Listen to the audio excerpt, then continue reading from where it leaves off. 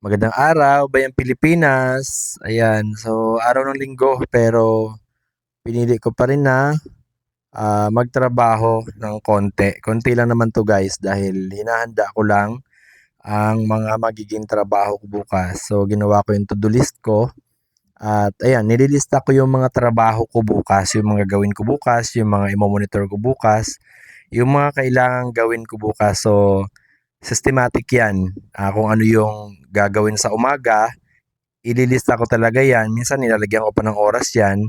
At kapag hapon na, mga alas 3, alas 4 ng hapon, saka ko yan chinecheck kung nagawa ko ba lahat ng mga to-do list ko.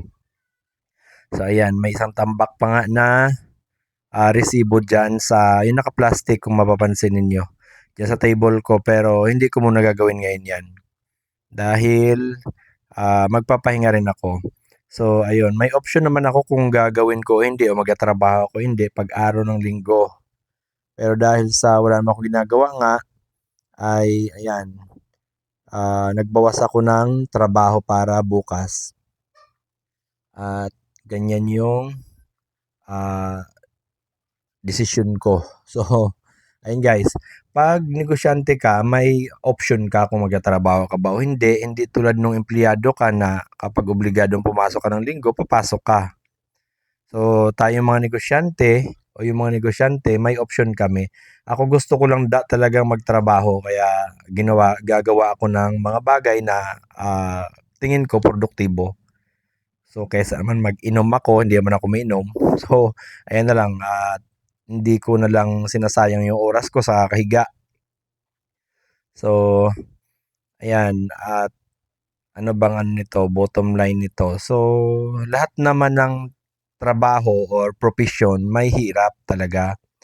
Pati yung pagiging negosyante. Actually, mahirap din ang magnegosyo. Pero hawak nga lang namin ang oras namin. At tingin ko, sa lahat naman din ng trabaho, actually marami na akong pinagdaan ng hirap sa buhay. Lahat naman mahirap. So,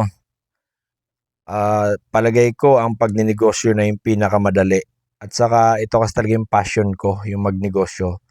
So, gano'n lang 'yon. Mas mahirap pa talaga magtanim ng palay, mas mahirap mangalakal, mahirap magtrabaho na hindi mo hawak yung oras mo, papasok ka ng madaling araw.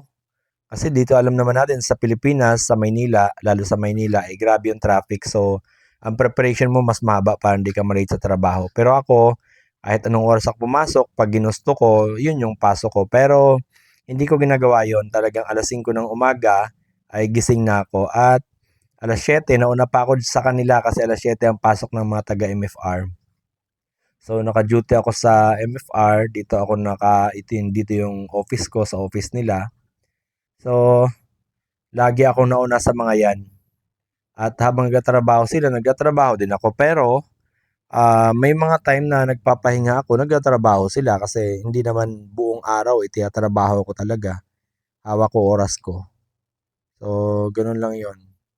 So yung may mga balak magnegosyo diyan, wag tayong mag-isip na mahirap magnegosyo. Lahat naman kasi talaga ng uri ng trabaho at propesyon, sa balat ng lupa ay mahirap. Pero kung passion mo, ay madali na lang din. Mahalin mo lang yung trabaho mo, mahalin mo yung passion mo. Kung pagninegosyo man yan, mahalin mo yung negosyo mo para araw-araw ka inspired. Kasi lahat talaga ng trabaho at propesyon sa mundo ay mahirap. Walang madali. So, ano na lang yan, alibay na lang ng mga tamad yan. Ayoko magnegosyo, mahirap yan. So, alibay na lang yan. Mas mahirap pang magsaka eh. Mas mahirap kaya yung wala kang ginagawa tapos nakikita mong pamilya mo na walang kinakain. Ay nako. So, minsan ang ginagawa ng iba, nagpapatay oras, nagiinom, nagbibisyo, nagbabarkada. So, patay ang oras noon, walang kwenta yung mga pinagagawa.